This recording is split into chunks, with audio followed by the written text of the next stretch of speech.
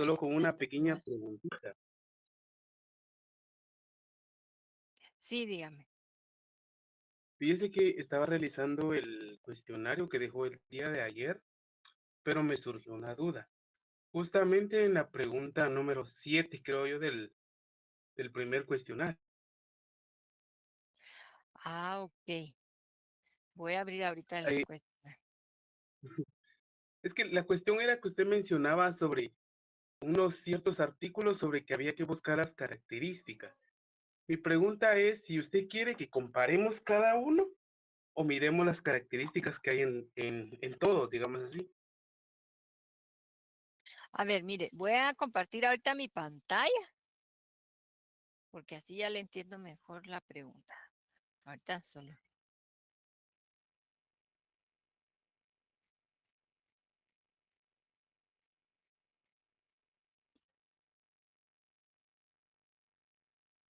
Ujú. Mire, el primero es sobre el reglamento de jornaleros, ¿verdad?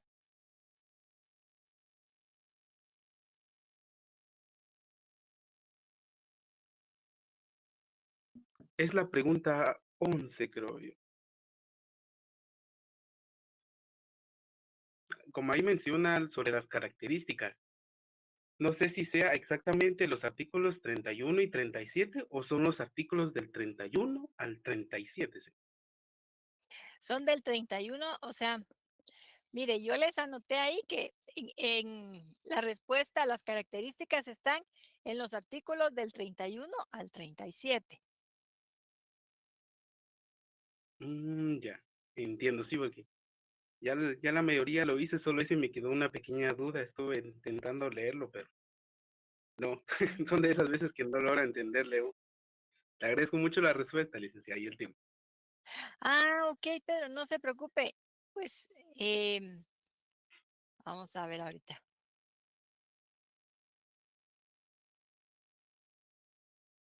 Sí, a veces también que la pregunta en la redacción de la pregunta, ¿verdad? Que uno piensa que sí, para mí está claro para todos, pero es bueno que consulten, ¿verdad? Cuando no tengan, no está claro, ¿verdad? Alguna de las preguntas del laboratorio, pues ahí que sí que me pregunten, ¿verdad? Es que estoy buscando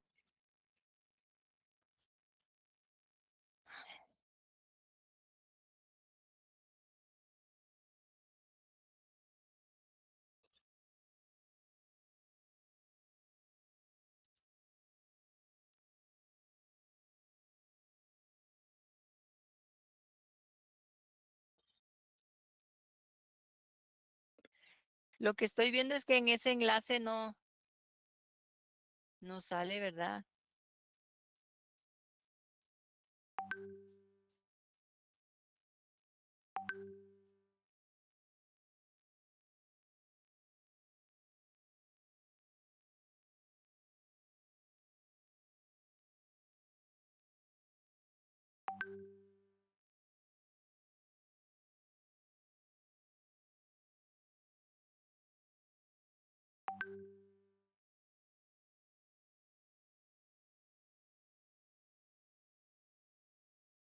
Mm.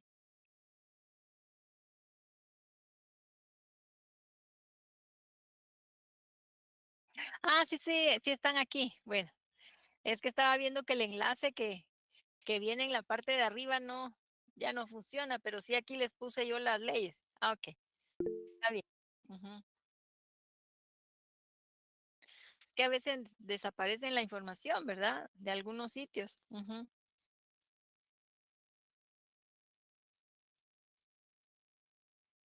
Sí, pues Génesis, sí, en el enlace no aparece. Solo quiero ver acá, aquí en la parte de abajo, aquí está el reglamento de jornaleros. A ver si les incluí, porque tengo 23 páginas, ¿verdad?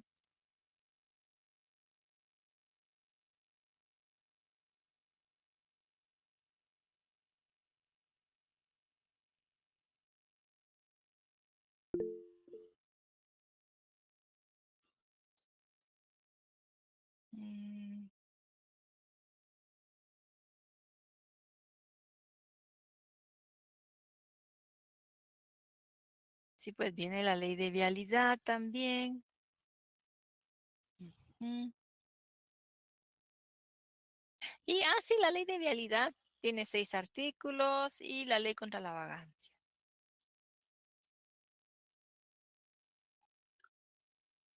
Sí, licenciada, la mayoría viene con uno puede encontrar la mayoría de respuestas, solo esa era la que me quedó duda.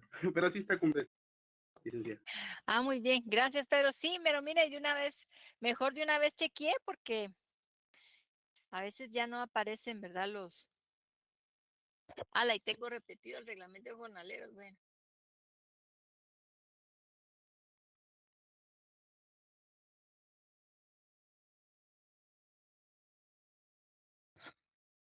bueno. No, pero sí, sí viene. Eso es lo bueno. Mire, no, gracias a Pedro ahí que nos hizo la pregunta, porque así yo verifico, ¿verdad? Si tienen ahí las leyes. Como les digo, a veces en los sitios quitan la información, pero sí, sí aquí están, entonces ahí para que los empiecen a trabajar. Y siempre si tienen alguna consulta, me cuentan, ¿verdad? Bueno, no sé si alguien tuviera alguna otra duda. Sí, ¿qué dice Melissa? Gracias, licenciada. Buenas tardes. Fíjese que hay compañeros que me están preguntando para los que van a trabajar en grupo, si lo sube solo una persona o lo tienen que subir todos, así como lo hicimos en el de la independencia. Ujú. Sí, sí, está bien que lo suban todos. De todas formas, sí, yo siempre voy verificando, ¿verdad? Quienes Sí. aparecen en el listado. Lo que sí que no se les olvide, ¿verdad? Siempre anotar los datos de los integrantes, ¿verdad? Eso sí, ordenados los carnets, siempre recuérdense, porque yo sí les bajo puntos si no vienen ordenados los carnets. Entonces, del menor al mayor y pues los nombres. Eso sí. De acuerdo, licenciada. Muchas gracias. Con gusto, Melissa. ¿Algún otro comentario sobre el laboratorio?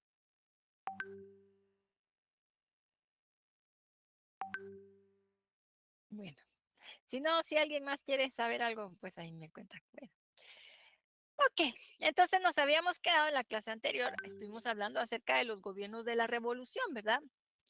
El primero, pues que fue el de la Junta Revolucionaria, que aunque era un gobierno provisional, ¿verdad? Mientras convocaban a elecciones, tuvo una participación bien relevante, ¿verdad?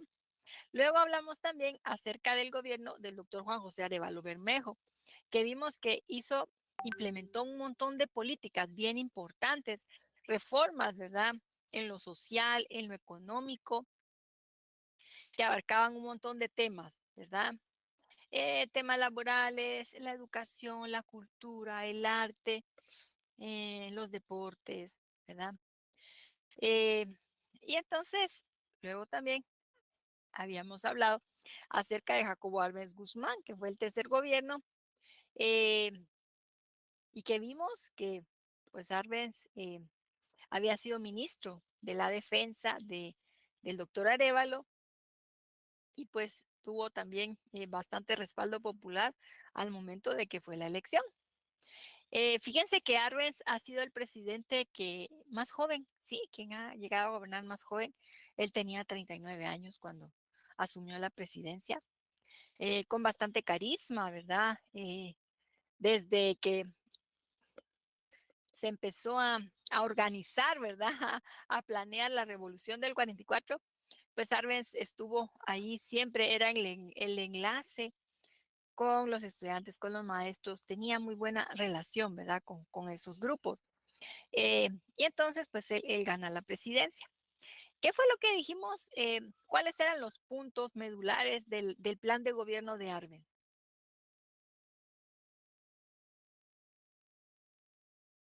Sus tres grandes obras, como la carretera del Atlántico, del puerto en el Atlántico y el centro, la central de hidroeléctrica y la reforma agraria. Muy bien, Luis Pedro. Entonces, eran esas 3 horas de infraestructura más el tema de la reforma agraria, que como vimos fue central, ¿verdad? Al momento de estar haciendo su campaña y tomó en cuenta, al ser tan cercano, ¿verdad? Con las organizaciones sociales, pues tomó en cuenta solicitudes, peticiones que habían hecho los grupos campesinos, ¿verdad? En varias oportunidades. Eh, vamos Bueno.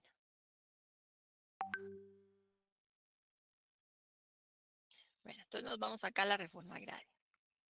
El tema de la reforma agraria, pues como dijimos, había sido propuesto por los campesinos, era una necesidad importante porque la mayoría de campesinos tenía que trabajar necesariamente en las fincas, ¿verdad? De café, de algodón, en fin, porque gran parte de ellos no poseían un terreno. Pues algunos podían arrendar, ¿verdad? Pero pues sí necesitaban tener ese factor, ¿verdad? Para poder desarrollarse, obtener mejores ingresos. Y entonces, un año antes de, de que Arbenz asumiera la presidencia, se había realizado el primer censo agropecuario aquí en nuestro país. Fíjense que importante esta etapa de la revolución, porque se empiezan a realizar varios censos, digamos, con estas herramientas modernas, ¿verdad? En el caso del censo agropecuario, se realizó con una metodología de, de uno de los organismos de Naciones Unidas, que es la FAO, que es el ente para la alimentación, la agricultura, ¿verdad? Y de ese censo agropecuario, pues ese censo arrojó datos bien importantes, ¿verdad? Acerca de que había concentración de la tierra. Se supone que en las sociedades modernas, mientras la tierra está mejor distribuida, ese es un buen indicador, ¿verdad? Entonces se encontró que muy pocas personas tenían grandes extensiones de tierra, ¿verdad? Que abarcaban casi un 86%, mientras había un montón de propietarios de un montón de terrenos pequeñitos, ¿verdad? Y en total todos esos terrenos sumaban solo el 14% de la tierra que se podía cultivar. Al mismo tiempo, otro dato que fue fundamental fue el de las tierras ociosas. ¿Qué dijimos que eran las tierras ociosas? ¿O alguien sabe qué son las tierras ociosas? Que no están cultivadas. Así es, Rosario, muchas gracias. Entonces, igualmente los finqueros tenían unas fincas enormes, pero menos de una tercera parte era lo que sí tenían trabajado, ¿verdad? Esto hablaba que había una disparidad bastante grande.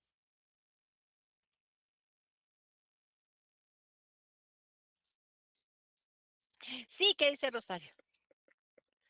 Licenciada, buenas tardes. Le quería comentar que hace un tiempo vi un libro donde tenían todas las tierras que habían expropiado.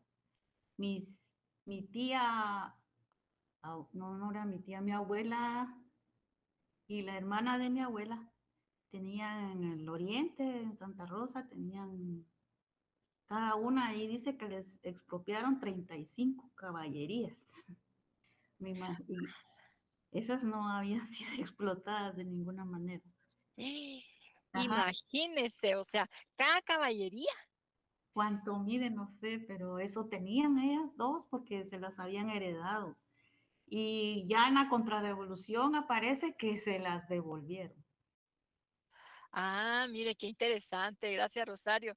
Ahorita aquí en la calculadora es que iba a multiplicar. Fíjese que cada caballería tiene 45 hectáreas. Entonces, imagínese 35. ¡Hala! Por 45, 1575 hectáreas. ¡Hala! Mire, ¡hala! Qué grande. Realmente, si eso les expropiaron, ¿verdad? Sí, tenían unas fincas bien grandes, ¿verdad? Terrenos bien grandes. Gracias ahí por el comentario, Rosario. Em, este tema de la reforma agraria, digamos, la importancia era que se iba a observar quienes no estaban utilizando, eh, digamos, haciendo buen uso de sus terrenos y entonces se expropiaba pagándoles el precio de esa tierra sobre lo que ellos la tenían declarada, ¿verdad? así como hace todavía el Estado, cuando, por ejemplo, va a pasar una carretera y entonces a las personas de esa comunidad les ofrecen, ¿verdad? Sobre lo que tienen reportada su tierra, pagarles esa parte por donde va a pasar la carretera, ¿verdad? ¿Se acuerdan ustedes? El libramiento en Chimaltenango no avanzaba porque pues no conseguían que les vendieran algunos terrenos, en fin. Entonces, em, hay mecanismos parecidos todavía, ¿verdad? Que utiliza el Estado. Va. Entonces, la reforma agraria consistía en que se iba a expropiar tierra, digamos que se les iba a quitar y se les pagaba lo correspondiente, ¿sí? Vamos a ver entonces cuáles eran esos criterios, ¿verdad? Como vemos en el primer artículo de este decreto 900, la idea era avanzar en el camino de tecnificar la agricultura para después poder industrializar al país. Yo no recuerdo si esto ya les había explicado en la clase anterior, ¿verdad? Los criterios para quitar, para expropiar tierras, ¿sí? En el caso de, eh, se dispuso, ¿verdad? Que esta reforma agraria se iba a aplicar a aquellas fincas, terrenos que fueran mayores de 90 hectáreas. Eh, Miren, realmente yo comparo una hectárea con una cuadra, de verdad. Uno que vive más en el área urbana, ¿verdad? Tiene pues como que esa medida nos ubica mejor. Entonces, si cada hectárea la comparamos con una cuadra, ¿verdad? La equiparamos, pues eran bastante terrenos grandes, ¿verdad? Entonces, iban a ser afectadas aquellas fincas mayores de 90 hectáreas que no tuvieran trabajado las 2/3 partes, ¿verdad? Eh, Afectables, esto de afectables se refiere a aquellas fincas que sí aplicaban para que se les expropiara una parte, ¿sí? Entonces, aquellas que las tierras no las estaban trabajando ellos, pero que las tenían arrendadas, ¿verdad? Significa pues no la necesitan. Las que eran de fincas nacionales, también esas se repartieron y tierras de municipalidades. Igual cuando había errores en la medida que se habían reportado de algunos terrenos, ¿no? Rurales. Y cuando hablamos de las no afectables, estamos hablando de aquellos tipos de finca a los que no se les aplicaba la reforma agraria, ¿sí? O sea, la expropiación. Eh, Como vemos acá, no afectaba en donde hubieran establecido empresas agrícolas, empresas ganaderas, ¿verdad? Pues sabemos que donde se cría ganado, pues no se está cultivando maíz, frijol, etcétera, sino que pues hay pasto, ¿verdad? Monte, grama para que coman el ganado. Pues donde hay empresas, ¿verdad? Industrias, aquellas de comunidades indígenas, las que son declaradas reservas forestales, ¿verdad? Que están protegidas y tierras que miden hasta 90 hectáreas, pero que sí están cultivadas, ¿verdad? Esta ley pues se aplicó la época de la revolución, ha sido de los pocos periodos en nuestra historia en los que la ley se aplicó de la misma forma a todas las personas, personas pobres, personas clase media, personas adineradas, ¿verdad? Y entonces el decreto 900 también se aplicó a personas de familias de mucho abolengo, digamos, ¿verdad? Personas, familias muy adineradas. em,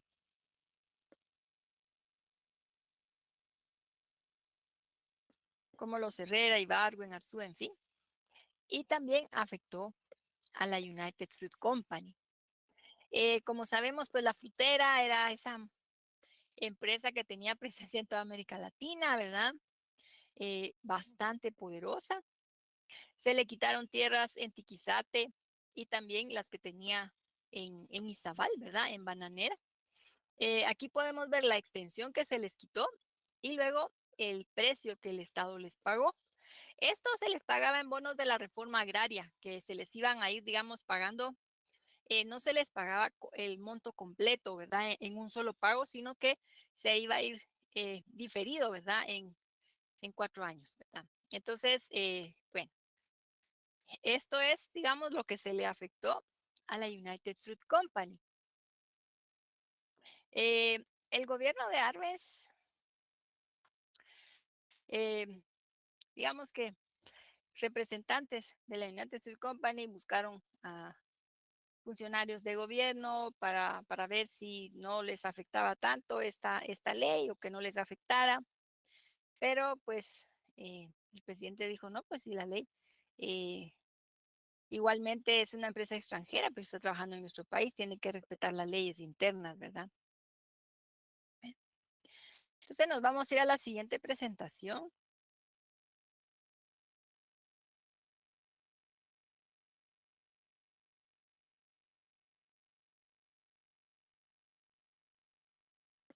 Resulta que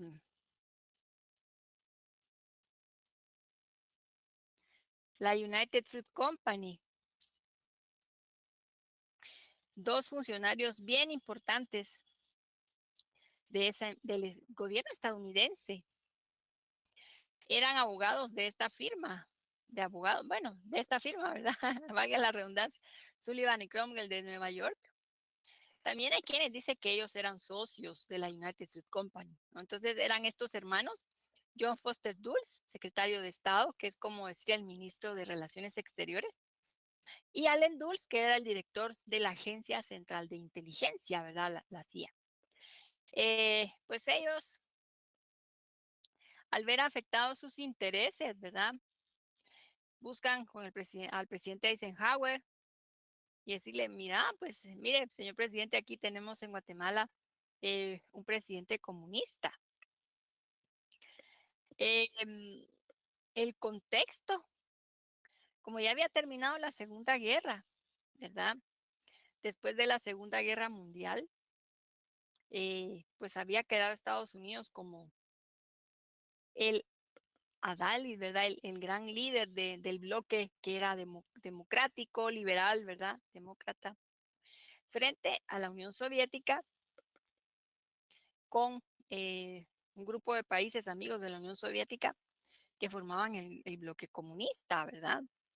Entonces, concluyendo la Segunda Guerra, aunque los soviéticos pues habían apoyado a Estados Unidos y digamos en el bloque para derrotar a Hitler, a Japón, pues después de la Segunda Guerra pues ya otra vez cada quien a sus actividades, digamos, y entonces esa confrontación entre Estados Unidos, que era un país que defendía las libertades, en fin, y la Unión Soviética, que pues era un bloque rojo y que eran comunistas, en fin, fue,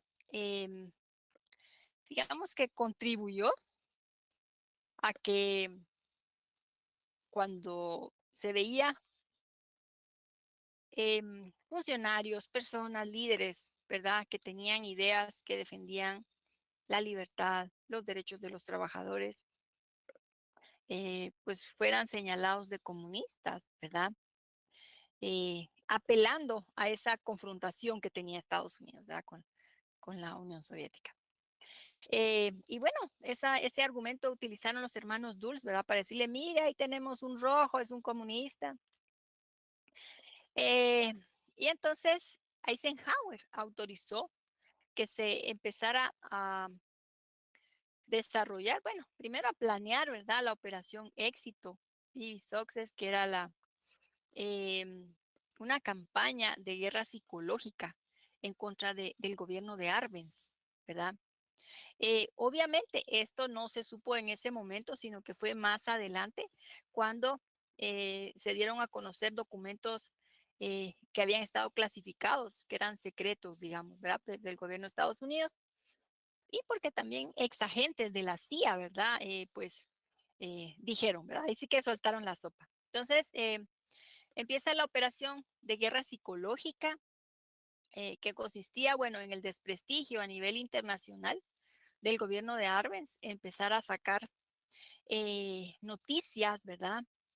En donde se le presentaba como un comunista que estaba aquí en Centroamérica y mucho se usaba el fondo rojo, ¿verdad? Que sabemos que el rojo es un color que se asociaba con la Unión Soviética y con todo ese bloque comunista, ¿verdad? Entonces, así como para más impacto. Eh, También se instaló en Honduras una radio que se llamaba La Voz de la Liberación Nacional o La Voz de la Liberación. Se supone esta funcionó de manera clandestina, ¿verdad? Y entonces todo el día estaban transmitiendo noticias, o sea, Honduras tan cerca de la frontera con Guatemala, ¿verdad? Entonces transmitían un montón de mensajes para asustar a la población en Guatemala. Ahí viene la invasión, viene un gran ejército que va a derrotar a ese presidente comunista. Eh, Además de esto, también lanzaban mensajes para asustar al ejército, ¿verdad? Que era este ejército de la liberación, era muy poderoso y que tenían armas bien potentes y que, en fin, ríndanse si aprecian su vida. Monseñor Roseli Arellano fue otro elemento importante. Ustedes ven que la iglesia ha tenido siempre participación, ¿verdad? En los diferentes eventos a favor o en contra, ¿verdad? Y entonces, Monseñor Roseli Arellano, los mensajes que enviaba, eh, emitió una carta, ¿verdad? Anticomunista, que para que fuera leída en las iglesias, en donde pues se desprestigiaba bastante al gobierno de Arbenz y a sus funcionarios, tachándolos siempre de comunistas, ¿verdad? Eh, y entonces decían, los comunistas son unas personas muy ambiciosas que te van a quitar tu casa, tu terreno, te van a matar a tus hijos, eh, o se los van a comer, en fin, te van a matar a tu familia. Entonces empezaron a transmitirse un montón de mensajes en unos ataques tremendos, ¿verdad? Y aparte se contó con el apoyo de dictadores de la región. A la par en Nicaragua pues estaba Somoza, en Dominicana estaba Trujillo, eh, y en Honduras estaba Tiburcio Carías Andino, ¿verdad? En Guatemala, esa, digamos, la contraparte, ¿no? De la Operación Éxito, esa estadounidense, aquí era la contrarrevolución, así se le llamó acá. Entonces, si vemos cómo estaba eh, la conformación de fuerzas, ¿verdad? Que podían respaldar a Arbenz, pues realmente en contra tenía al gobierno estadounidense, a la United Fruit Company, el arzobispo, la Asociación Guatemalteca de Agricultores, ¿verdad? Que estaban súper bravos con toda la reforma agraria. Y el apoyo, como dijimos, de esos dictadores de la región que pues también aportaron dinero para contratar soldados, prestaron sus territorios, ¿verdad? Para que de ahí salieran los aviones norteamericanos que iban a bombardear Guatemala, en fin. Y a favor, pues tenía partidos políticos de izquierda, sindicatos, ligas campesinas, pues el pueblo de Guatemala. Arbenz pensó que también tenía el ejército, y bueno, apoyo de algunos otros gobiernos vecinos. Realmente aquí fue verdad la falla, porque cuando el ejército de la liberación eh, empiezan a bombardear Guatemala, la capital, por el Cerrito del Carmen y algunas instalaciones militares, el ejército no reacciona. Después entra ya, digamos, por tierra, ¿verdad? Los batallones ahí que vienen encabezados por Carlos Castillo Armas. El arzobispo, fíjense, se echó una peregrinación por el país llevando al Cristo de Esquipulas, que era el comandante de las fuerzas de la liberación. Entonces, avanza, ¿verdad? Esos batallones de soldados de la liberación, que pues eran puros mercenarios, ¿verdad? Pagados por esos dictadores de vecinos. El ejército no reaccionó, no defendió a el gobierno de Arbenz, ¿verdad?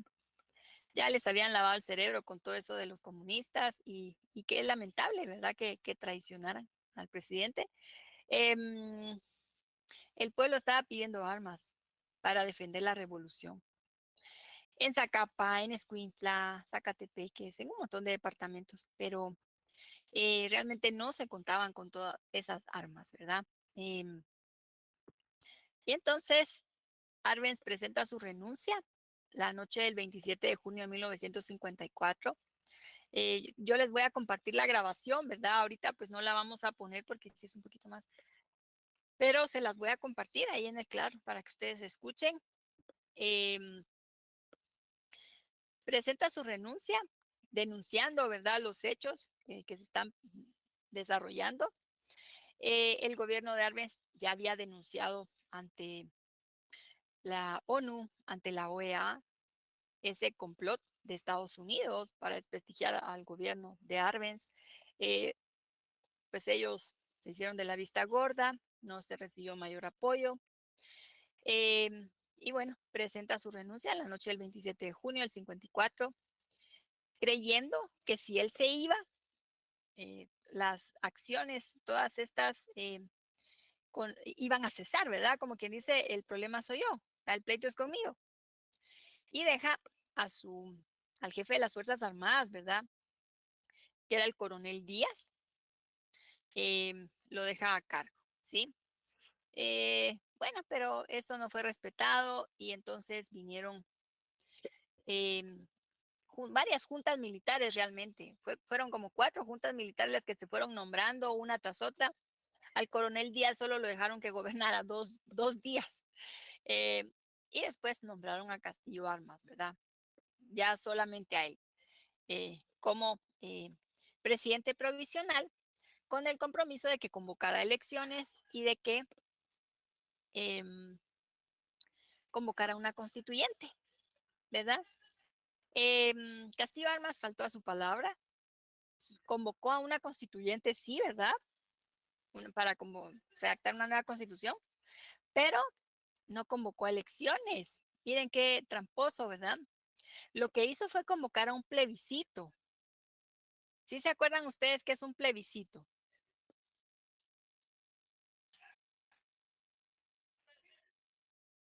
Una junta de plebeyos o del pueblo. Ajá, pero Es una consulta al pueblo. eso, como dice don Giovanni, una consulta popular. Digamos que una consulta popular también la organiza, bueno, en nuestros tiempos que está el Tribunal Supremo Electoral, también le toca organizarla. ¿Sí? Digamos que la organiza la institución encargada de las elecciones. Pero no se presentan boletas con candidatos, sino que solo se hace una pregunta para que la población responda sí o no. O pueden ser varias preguntas también, sí, dependiendo, pero solo son preguntas en donde usted puede responder sí o no. Va. Entonces, eso fue lo que hizo, imagínense, que él se había comprometido a hacer elecciones, pero bueno. Y entonces dijo, no, yo quiero que en un plebiscito ratifiquen mi gobierno. Y entonces se le preguntaba a la población, ¿está usted de acuerdo en que el coronel Carlos Castillo Armas continúe siendo el presidente de Guatemala? ¿Sí o no? La metodología, la mecánica, de viva voz, la población tenía que votar. Así públicamente. Entonces, todos, sí, sí, sí, sí, sí, sí, que siga. Entonces, hubo un 99.9% de votos a su favor. Obviamente el conteo lo hicieron de manera secreta, ¿verdad?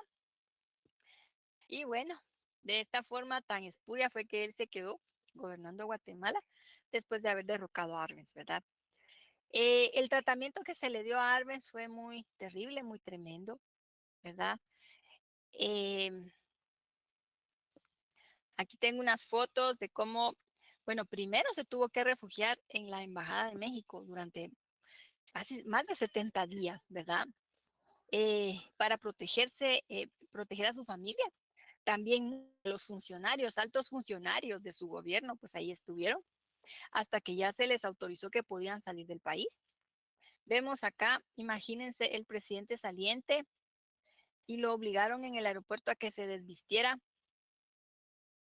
y metieron a la prensa, ¿verdad? Era bien humillante porque decían, es que se está robando. le compró a doña Cristina Vilanova, su esposa, unas joyas con dinero de la nación, unas joyas de Tiffany, que no sé qué. Entonces, buscando las joyas. Entonces fue bien humillante. Allí el presidente que era tan querido, ¿verdad? Por gran parte de la población. Pero imagínense, qué tremendo, ¿verdad? Yo creo que aquí no se le ha hecho a ningún otro presidente. Bueno, sin el creo, ¿verdad? Hemos tenido unos presidentes tan corruptos y tan, ay Dios, que dan mucha pena, pero nunca se les han dado esos tratos tan tremendos, ¿verdad? Y posteriormente la persecución que vivió en, en el exilio, él y su familia, fue algo muy terrible, ¿verdad? Por haber desafiado a Estados Unidos, ¿sí? Donde quiera los fueron persiguiendo. Em, Solo les quiero compartir un videito. Así es Génesis, lo humillaron grandemente, ¿verdad? Fue algo muy, muy terrible. Y a donde quiera que iban él con su familia, ala, pues lo seguía a Estados Unidos ahí para acosar, para que no les dieran chance de, ay, híjoles, no, permítanme, este no es. Ay, estoy compartiendo uno que no es. A ver. Pero fue una persecución muy tremenda. Yo creo que tengo el PDF de un libro que hizo un historiador uruguayo sobre el exilio de Arben, muy tremendo. Si quieren, ahí se los comparto. Bueno, vamos a poner este videíto. Un poco más de lo que les he platicado.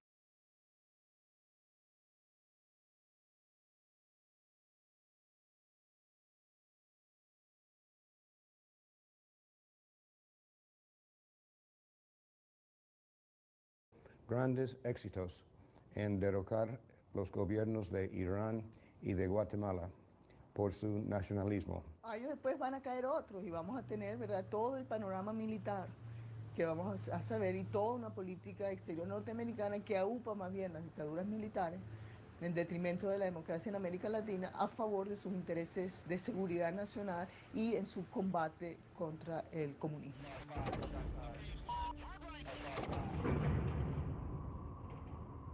En un país de Centroamérica, Guatemala, había llegado a la presidencia por voto popular Jacobo Arbenz, un militar retirado decidido a mejorar las condiciones de vida de los campesinos de este país, donde las compañías bananeras estadounidenses eran dueñas del 70% de las tierras cultivables. Jacobo Arbenz Guzmán implementó una carretera hacia el Atlántico, la cual sustituía al ferrocarril de las bananeras. Repartió algunas tierras ociosas a los campesinos y eso lo interpretaron los de la United Fruit Company como una amenaza, ¿verdad?, a las grandes extensiones de terreno que ellos habían acaparado en el país. En una política de dignidad nos hemos negado a ampliar las concesiones de la United Fruit Company. Con la reforma agraria estamos liquidando los latifundios. Pero la United Fruit Company era respaldada por fuertes intereses. El abogado de esta compañía era el mismísimo secretario de Estado Foster Dulles, y su hermano, Allen Dulles, era nada menos que el director de la Agencia Central de Inteligencia. Washington no se quedaría de brazos cruzados ante el peligroso ejemplo que la democracia social de Guatemala le daba a los demás pueblos de la región. Eisenhower con su pandilla decidieron el futuro de la democracia guatemalteca poniendo en práctica un nuevo plan, la Operación Éxito. La CIA desplegó una gran campaña publicitaria para hacer creer al mundo que Guatemala había caído bajo las garras del comunismo soviético. El presidente Eisenhower declaró que los acontecimientos de las últimas semanas en Guatemala preocupan mucho a Estados Unidos. De pronto, la empobrecida nación guatemalteca empezó a ser la gran noticia en todos los medios de comunicación, presentándola como una feroz amenaza para la tranquilidad del hemisferio. In other words, the Arbenz regime was not a Guatemalan government. It was a foreign government controlled by foreigners. En solo un mes, se escribieron más de 200 artículos con terribles historias sobre Guatemala. 3 películas sobre la amenaza guatemalteca recorrieron los cines de Estados Unidos. Se mostraron fotografías de cadáveres mutilados acusando al gobierno de Arbenz por esos crímenes. Estas medidas, dijo, están fundidas en el mismo molde que el mundo libre ha visto usar en otros países que cayeron bajo la órbita del comunismo. Con esta avalancha de propaganda, los hogares norteamericanos no podían sentirse seguros con Jacobo Arbenz en el poder. La Operación Éxito logró su primer objetivo, que el mundo se sintiera amenazado por Guatemala. Otra de las metas del plan era restar apoyo popular al gobierno de Arbenz, y como parte de las operaciones psicológicas y de desinformación se interfirieron las radios guatemaltecas. Aeronaves norteamericanas diseminaron 100.000 panfletos sobre la cronología del comunismo en Guatemala. 2 agentes de la CIA instalaron una estación de radio en la República de Honduras, a la que llamaron Voz de Liberación, un recurso de guerra psicológica que la CIA continuaría empleando en todas sus operaciones. La Conferencia Panamericana celebrada en Caracas es un buen ejemplo de la forma en que actuaban los tentáculos de la CIA desde Venezuela y el uso que Washington le daba a la diplomacia internacional. Se sabía que los gringos estaban preparando la invasión de Guatemala y que la Conferencia Panamericana era como el preámbulo ideológico de aquella operación. En Caracas se celebra la 10ª Conferencia Interamericana. Encabezando la delegación estadounidense se halla el secretario de Estado John Foster Dulles, quien pronuncia un discurso que se considera como la primera declaración definitiva del gobierno de Washington con respecto a la amenaza comunista en este continente, y que si desoye nuestra advertencia y no se aparta de nosotros, tomaremos medidas cual corresponde a una situación que podría poner en peligro la paz de América. Endanger the peace of America. Vino exclusivamente a Venezuela a obtener una resolución de la 10ª conferencia señalando que Guatemala era un gobierno comunista, legitimando, digamos así, una intervención de Estados Unidos para derrocar al gobierno de Guatemala. U.S. Secretary of State Dulles takes the rostrum to urge you. They may not themselves have been communists, but they had been subjected to the inflammatory influence of communism, which avowedly uses extreme nationalism as one of its tools. Con la complicidad de la Conferencia Panamericana, la Operación Éxito entraba en su fase final. Sí, hay muchos estudios y hay mucha información difundida en relación a que fue el gobierno de los Estados Unidos el que intervino directamente con mercenarios desde Honduras para derrocar al presidente Jacobo Arbenz. Una base militar en la Florida sirvió de cuartel general de la operación, dirigida por el oficial de la CIA Tracy Byrnes. Bajo el Tratado de Asistencia Recíproca, los dictadores de la región enviaron su contribución a la invasión. El dictador nicaragüense Anastasio Somoza armaría a los paramilitares financiado por la CIA. Pérez Jiménez no se quedaría atrás enviando armas y logística. Hoy, a las 16 horas, aviones de fabricación norteamericana del tipo P-47 atacan la ciudad de Guatemala, ametrallando edificios gubernamentales, viviendas particulares y bombardeando bases militares. Mientras caían las bombas norteamericanas, el cinismo del imperio tomaba la palabra en las Naciones Unidas en la voz de su embajador Henry Cabot. But as a revolt of Guatemalans against Guatemalans. Pero con el paso del tiempo, documentos desclasificados de la propia CIA develarían los detalles y los nombres de los agentes norteamericanos implicados. El propio embajador norteamericano John Perufoy, Enno Hobbins, oficial de operaciones, David Attel Phillips, oficial de operaciones psicológicas, David Morales, destacado asesino al servicio de la CIA, Frank Wisner, jefe de la estación central en Guatemala, Tracy Byrnes, autor del plan de invasión, Howard Hunt, agente operativo destacado en operaciones psicológicas. Este criminal declararía ante cámara algunos comentarios reveladores sobre la invasión. What we wanted to do was have a terror campaign to terrify Arbenz particularly, terrify his troops, much as the German Stuka bombers terrified the population of Holland, Belgium, and Poland at the onset of World War II, and just rendered everybody paralyzed. Estos son algunos rostros del equipo de criminales que movieron los hilos de la invasión imperialista a Guatemala y le hicieron creer al mundo que se trataba de un conflicto interno.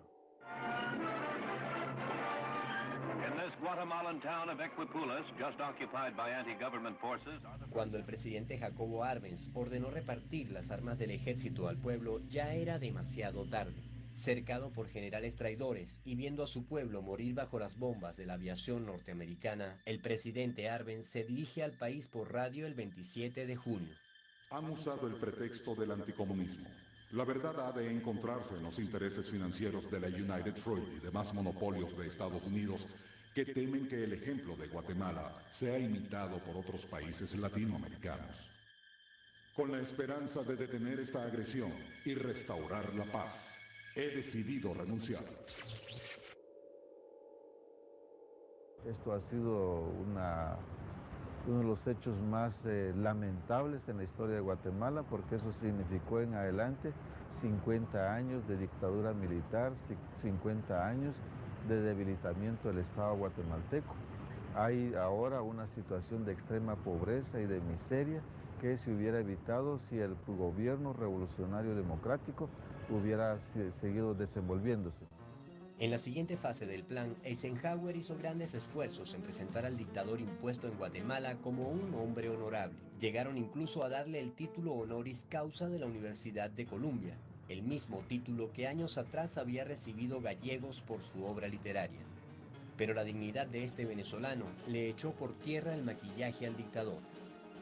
Sírvase tomar nota que renuncio al título de doctor honoris causa que me confirió esta universidad. Mi posición democrática, respetuosa de los derechos de los hombres y de los pueblos, no me permite compartir el honor con quien por opuesto modo ha llegado al gobierno de su país.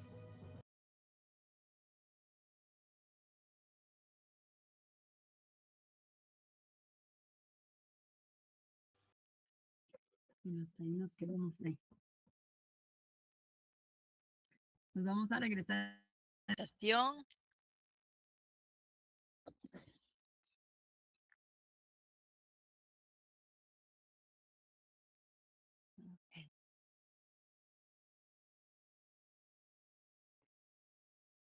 Pues obviamente entonces después del derrocamiento de Jacobo Arbenz, empieza el gobierno de don Castillo Armas, que como dijimos, realmente no hizo elecciones, sino que solo un plebiscito, ¿verdad?, para quedarse gobernando.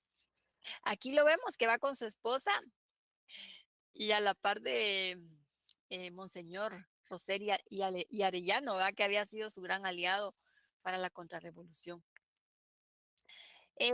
Obviamente se van a echar para atrás un montón de leyes, ¿verdad? La reforma agraria pues va a ser derogada, ¿verdad? El decreto 900, como mencionaba Rosario, la contrarrevolución devuelve tierras, ¿verdad?, a los finqueros que habían sido expropiados. La constitución del 45 obviamente va a ser derogada, se prohíben los sindicatos, ¿verdad? También el Partido Comunista, pero además de ese partido, otros partidos de izquierda que habían apoyado a los presidentes, ¿verdad?, de la revolución. Se instala la censura sobre la prensa, la persecución, la cacería de brujas, ¿verdad? Todas las personas que habían participado con el gobierno de Arbenz o que eran denunciadas dentro de las oficinas, ¿verdad? De tener ciertas ideas así en defensa de los trabajadores. Entonces señalados de comunistas, perseguidos, hubo muchos exiliados, las cárceles también estaban llenas, ¿verdad?, de todos aquellos que eran vistos como sospechosos de ser comunistas. Bueno, tenemos aquí la sublevación de los cadetes de la Escuela Politécnica el 2 de agosto de ese mismo año, ¿verdad? Estaban indignados estos cadetes junto con un grupo de oficiales, ¿verdad?, que no estaban de acuerdo con la forma en la que actuó el ejército cuando fue el derrocamiento de Arbenz. Y encima de eso, Castillo Armas quería unificar a esas fuerzas de la liberación con el Ejército Nacional. Esto generó mucha indignación.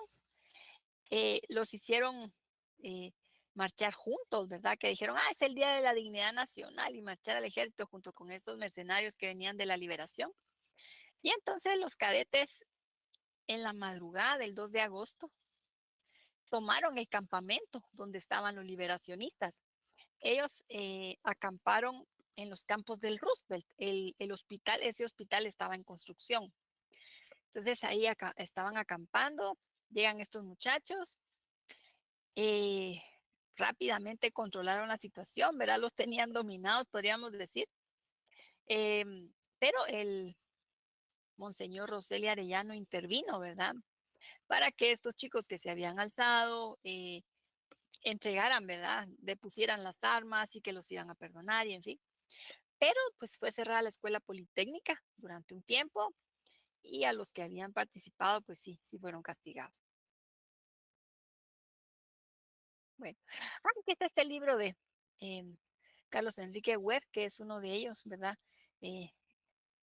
Los héroes tienen 15 años. Lo curioso es que ahí participaron algunos cadetes que más tarde tuvieron un cambio rotundo, pero tremendamente, porque ahí estaban los hermanos Lucas, por ejemplo, Benedicto, Fernando Lucas García, ¿verdad? Y otros. Ok, bueno, como dijimos, la reforma agraria pues fue derogada, ¿verdad? El decreto 31 que obligaba a devolver las tierras que habían sido expropiadas. Hubo mucho caos en el área rural porque los finqueros empezaron a hacer la ley por su propia mano. Entonces, a expulsar a los campesinos, hubo bastante violencia, muertos, en fin. Derogada la ley de arrendamiento forzado. También disuelta las cooperativas, ¿verdad? Que pues habían sido, en la época de Arévalo, se aprobó la ley para constituir cooperativas de crédito y también de producción, comercialización.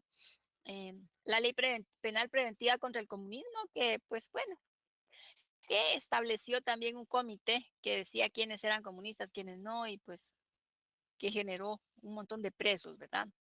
En cuanto al tema agrario, lo interesante es que después de la revolución del 44, ya tuvo que ser incluido por todos los gobiernos de turno, porque era una necesidad muy importante, ¿verdad? Para la población. Todavía nuestro país depende mucho de la producción del campo, ¿verdad? Entonces, en gobierno de Castillo Armas se aprobó un estatuto agrario que decía, bueno, sí, vamos a darles tierras en aquellos lugares apartados para que van a colonizar, ¿verdad?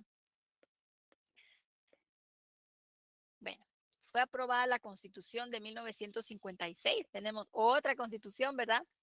De carácter anticomunista, porque como dijimos, ya estaba instalado ese fantasma, ¿verdad? En el mundo y en fin.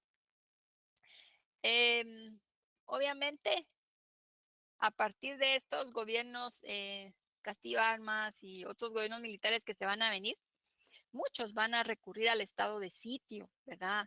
A decir, bueno, se restringen todas las garantías, estamos en estado de emergencia porque peligra la nación y en fin, vamos a establecer quiénes son los culpables de tales situaciones y entonces se van a ir restringiendo bastante los derechos.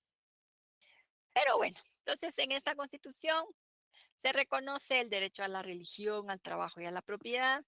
Como Monseñor, fíjense que a Monseñor Rosell, los muchachos de la huelga de Dolores lo apodaron Sorpijije, así le decían. Pues Sorpijije, él pensaba que en agradecimiento Castillo Armas iba a establecer la religión católica como la oficial y todo esto, ¿verdad? Y que todos los colegios, institutos, escuelas iban a ser, va a funcionar modalidad, ¿no? Católica, pero no, ¿verdad? Lo que hizo fue reconocerle, sí, derecho a que cada quien profese su religión, al trabajo, a la propiedad. Eliminó el voto para los hombres analfabetos. Se suprimió el derecho de la rebelión, que por primera vez se había contemplado en la Constitución del 45. También bueno, digamos que en la actualidad ha sido muy importante, ¿verdad? Que existan universidades privadas, ¿sí? Porque ya vieron que San Carlos, pues, tiene diferentes sedes, pero tampoco puede atender a todos los estudiantes en edad para estar en la universidad, ¿verdad? Es imposible, no cuenta con todos los recursos. Eh, y entonces es bueno que existan universidades privadas. Pero en ese momento fue con dedicatoria especial, ¿verdad? Porque aprobar que se fundaran universidades privadas para irle, como para ir atacando, ¿no? A la San Carlos por la participación que había tenido siempre en los movimientos por los derechos, ¿verdad? Em, Se establecía el derecho a la libre asociación, pero excepto aquellos grupos que fueran comunistas. Eso dejaba muy em, a la discreción, a discrecionalidad, ¿verdad? ¿Quién iba a decidir quién era comunista y quién no, verdad? Y en fin, entonces muchas cuestiones que son declaradas comunistas. Sí, hay un título de la Constitución que está dedicado a los derechos humanos, pero dice que no tendrán vigencia en caso de invasión de territorio, perturbación grave de la paz, actividades contra la seguridad del Estado o calamidad pública. Entonces siempre se apela, ¿verdad? Eh, en algunos casos para decir, bueno, suspendemos los derechos. En cuanto a la iglesia, pues bueno, se le reconoce que tiene personalidad jurídica y que puede disponer de sus bienes, ¿verdad? Hasta ahí llegó el amor, ¿verdad? Que le profesaban a Monseñor. Eh, y bueno, se reconoce derechos, ya tuvo que reconocer, ¿verdad? Derecho al trabajo, a la familia, a la educación, a la cultura. Y bueno, se establecía que cómo iban a ser electos los diputados, que el periodo presidencial iba a ser para 6 años, ¿verdad? Y pues los magistrados de la Corte electos por el Congreso. El 26 de julio de 1957 es asesinado Carlos Castillo Armas, ese líder, ¿verdad? El caudillo de la liberación. Eh, Se dieron un montón bueno, hubo varias versiones de qué pudo haber sucedido, ¿verdad? Eh, pero ahí quiero ver. Es en la 300. Ay, por cierto, hoy ya no les dije en qué capítulo estamos, ¿verdad? Fíjense que acá en el libro, en la página 339, nos menciona varias hipótesis que se manejaron, ¿verdad? Acerca del asesinato, porque, es algo importante, es un magnicidio, ¿verdad? Asesinar a un presidente de la República, ¿verdad? Algo muy tremendo. Lo asesina un soldado de su escolta, alguien que trabajaba ahí en la casa presidencial. Después de la cena que él se retira para su habitación, el soldado lo alcanza y le dispara, ¿verdad? Y luego, pues, este soldado se suicida, en fin. Entonces, aguanten ustedes que dijeron que este soldado había sido parte de un plan de los comunistas, porque le encontraron una postal que le habían mandado desde la Unión Soviética. Eh, pues hay varias razones que pudieron haber tenido que ver, ¿sí? Una, pues que había faltado siempre a su palabra, ¿verdad? No convocó a elecciones, que había pactado con otros grupos. Otra de las razones que desplazó a varios militares, ¿verdad? No quiso pertenecer a una junta militar y fue desplazando a un montón de sus colegas, ¿verdad? Para quedarse él solo con el poder. Entonces, pues también pudo haber venido como parte de alguna venganza de alguno de esos otros, de las juntas militares, venganza de algún dictador, ¿verdad? Como el de Dominicana. eh, en fin, también se llegó a considerar que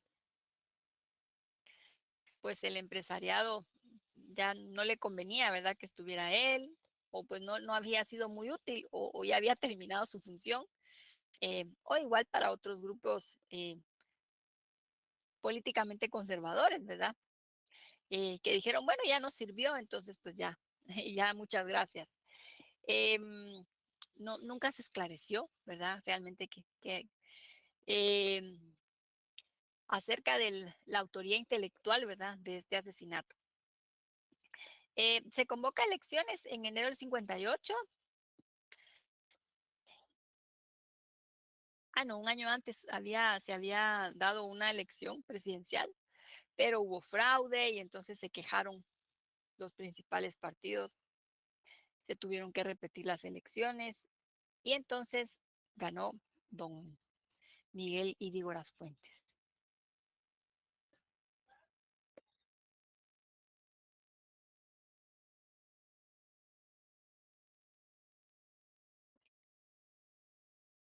Me voy a pasar acá la presentación de Ydígoras. Ay, quiero ver. Sí, esta creo que la cerré. Vamos a ver.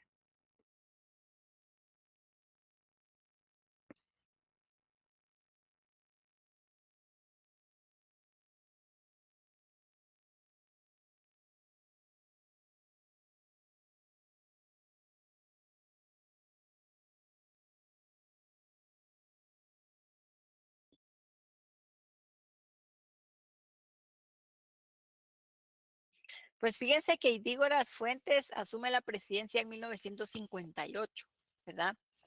Él era general y también era ingeniero. Era un candidato que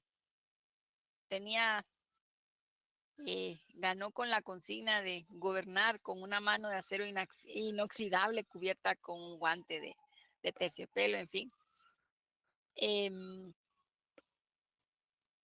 Me voy a regresar a ver acá.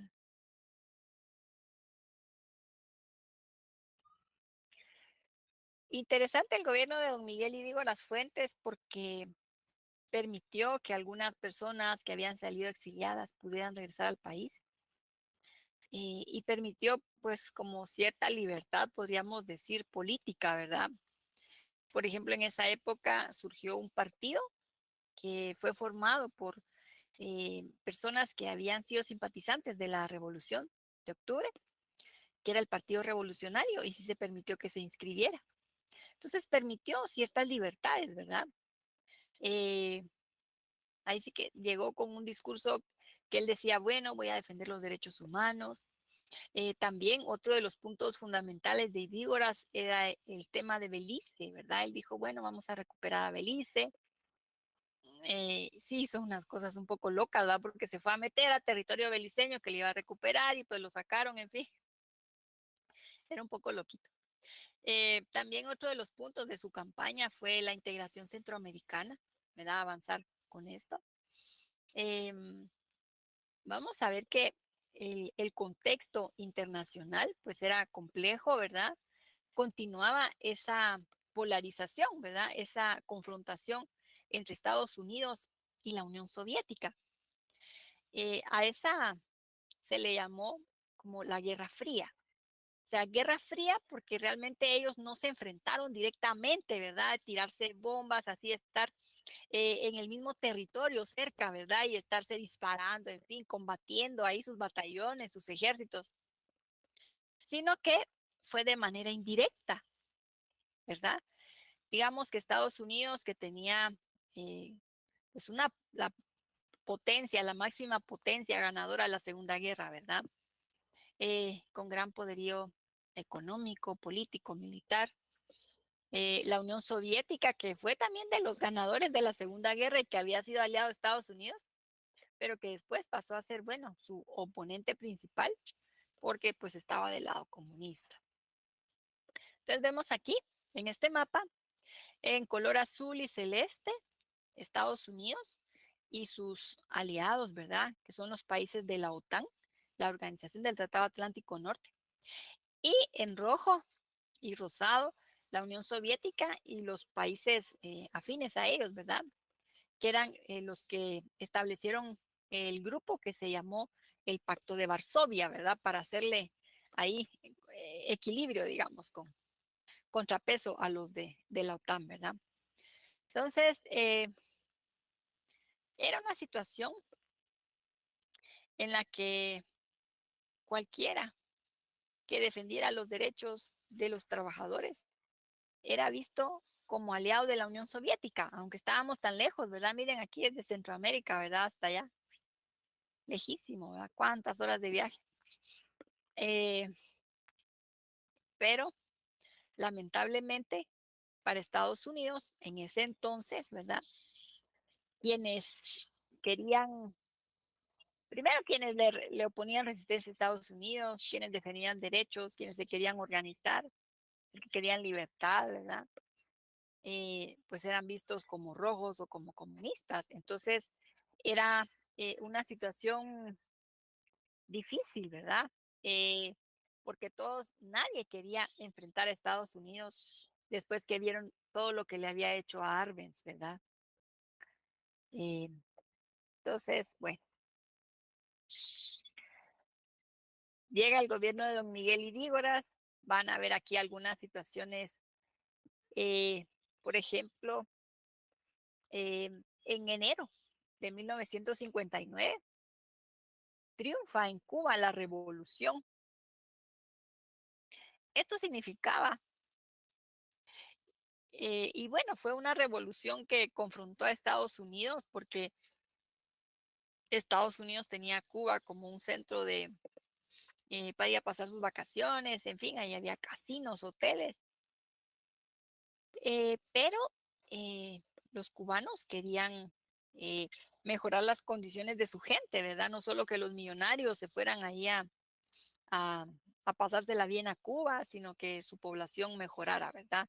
Sus condiciones de pobreza, mejor educación, en fin. Y entonces derrocan al dictador Batista. Y eso va a ser visto por Estados Unidos como que, ay, Dios mío, ya llegó.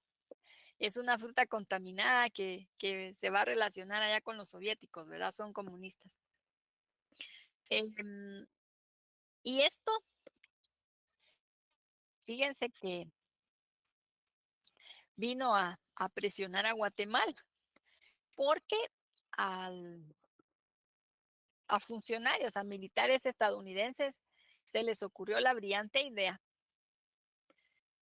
de pedirle al presidente de Guatemala que ¿qué?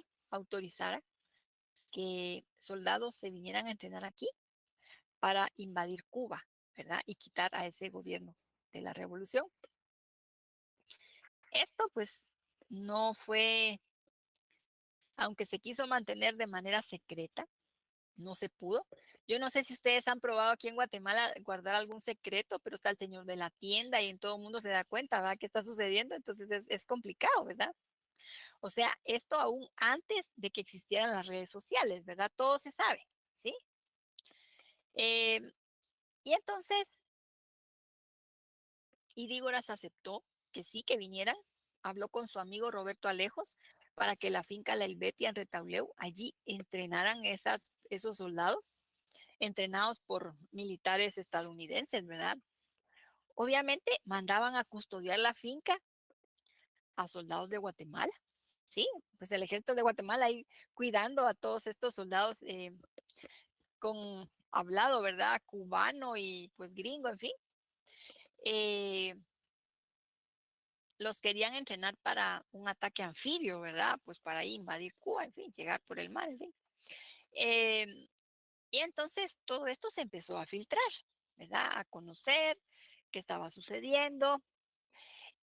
Para los soldados que custodiaban la finca, pues era muy indignante porque veían todas las concesiones que se les hacía a esos soldados extranjeros, mientras el ejército nacional pues estaba en condiciones muy paupérrimas también, ¿verdad?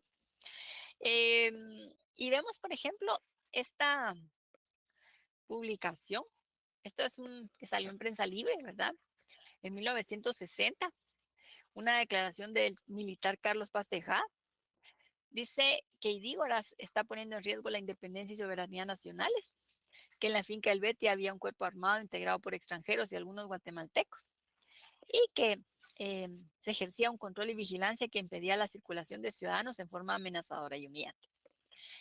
Frente a digamos, todo este apoyo que se estaba dando a Estados Unidos para que fueran a invadir a una nación que era soberana, ¿verdad? Que era Cuba, pues se empezó a hacer muchos rumores, pues el pueblo, muchas personas molestas, ¿verdad? Porque por la actitud de Estados Unidos de querer invadir Cuba, pero también muchos militares indignados, sobre todo oficiales jóvenes, ¿verdad? Y entonces, el 13 de noviembre de 1960, se va a dar un levantamiento de oficiales del ejército, jóvenes, ¿verdad? Luis Trejo, Turcios Lima, Alejandro de León, Eduardo Llerena, que toman Matamoros y con las armas que agarran ahí se van para Zacapa, deciden que van a ir a Zacapa, luego a Izabal, y desde ahí, pues ya con esos 3 puntos dominados, organizar un golpe de Estado contra Idígoras, ¿verdad? Por esas actitudes tan serviles que está teniendo con Estados Unidos. Pero bueno, estos soldados y oficiales que se levantan en armas, pues fueron vencidos, ¿verdad? Utilizando pues precisamente los aviones que tenían ahí en la Helvetia, ¿verdad? Los estadounidenses, y en fin. Y pues se fueron, los que pudieron escapar se fueron para El Salvador, para Nicaragua, para Honduras, ¿verdad? Esto va a ser un hecho, va a representar un hecho fundamental, bien importante. El 13 de noviembre de 1960 es considerado, bueno, y este levantamiento, ¿verdad? Es considerado como el surgimiento del conflicto armado interno. O sea, una guerra que enfrentó a nuestro país durante más de 30 años. Y precisamente las diferencias van a ser que a partir de aquí van a surgir grupos guerrilleros que van a permanecer durante mucho tiempo, ¿verdad? Digamos, de este grupo del 13 de noviembre, dijimos, se fueron a países vecinos, los contacta Fidel Castro, que dijo, bueno, ahora sí me vengo, ¿verdad? Ustedes me querían, y digo, ahora me querían invadir. Ahora vénganse para acá, muchachos, los voy a capacitar, los vamos a entrenar en tácticas guerrilleras para que ustedes regresen, ¿verdad? Y bueno, regresan como Grupo 13 de Noviembre, Movimiento 13 de Noviembre, a instalarse en la Sierra de las Minas. Y luego, pues, ahí van a empezar a surgir otros grupos, ¿verdad? Y la lucha entre organizaciones guerrilleras y el ejército se va a ir intensificando. Y los civiles en medio, ¿verdad? Padeciendo. Bueno, entonces, bueno, aquí nos vamos a quedar. No sé si tengamos algún comentario o alguna duda.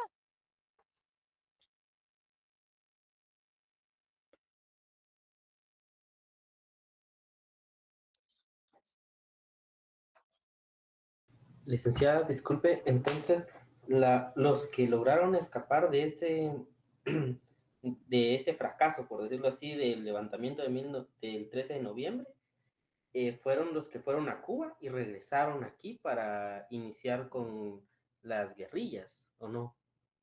Así es, Luis. Sí, sí. Y fíjese que lo que se identificó, ¿verdad? Que por qué fracasó ese movimiento, ese levantamiento del 60, fue que pues no tenían, como que no contactaron a gente del pueblo, ¿verdad? Como para ir ampliando el respaldo. Entonces eran pocos soldados, pocos oficiales los que se habían levantado. Y sí, precisamente ellos van a regresar ya con todo el entrenamiento. Fíjese que ellos, o sea, eran oficiales que ya habían sido entrenados por Estados Unidos en estratégicas contra insurgentes, o sea, estrategias contra guerrilleros y sobrevivencia en la selva. Entonces tenían esa formación. Y luego, cuando se van a Cuba con Fidel, pues ahí les dan otros tips, ¿verdad? Porque acordémonos que Fidel Castro, el Che y todo el grupo que los apoyaba en la Sierra Maestra de Cuba, estuvieron ahí ellos desde ahí, ¿verdad? Empezaron la revolución. Entonces, pues les dieron más capacitación, digamos, entrenamiento, les dieron armas.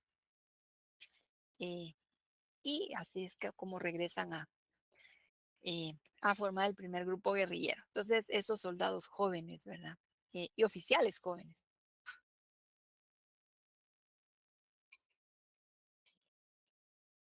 Bueno, no sé si alguien tenga algún otro comentario. Estamos en las 5:40, ahora sí me pasé.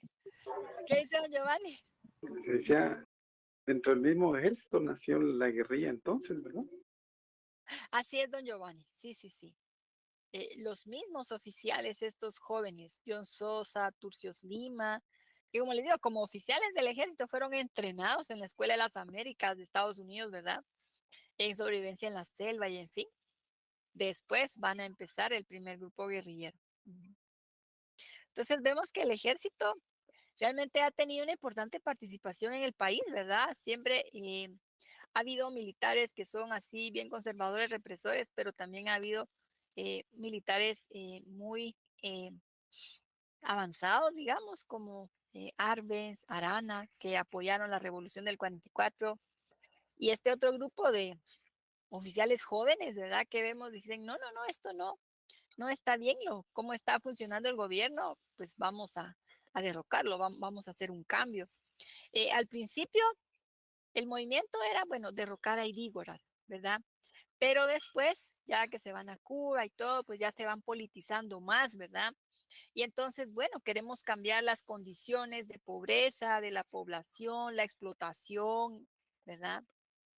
Y sí, sí, van a ser ese grupo de oficiales del ejército, ¿verdad?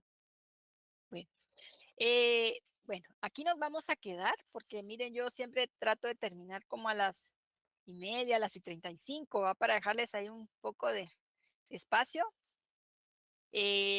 Bueno, entonces nos vemos la próxima semana, ¿verdad? Nos toca hasta el martes. Miren, vamos a ir avanzando lo más rápido que podamos. Nos quedan poquitos periodos de clase, ¿verdad? Bueno, cuídense bastante. Feliz tarde. Feliz tarde. Feliz tarde, licenciada. Feliz tarde. Feliz tarde. Feliz tarde.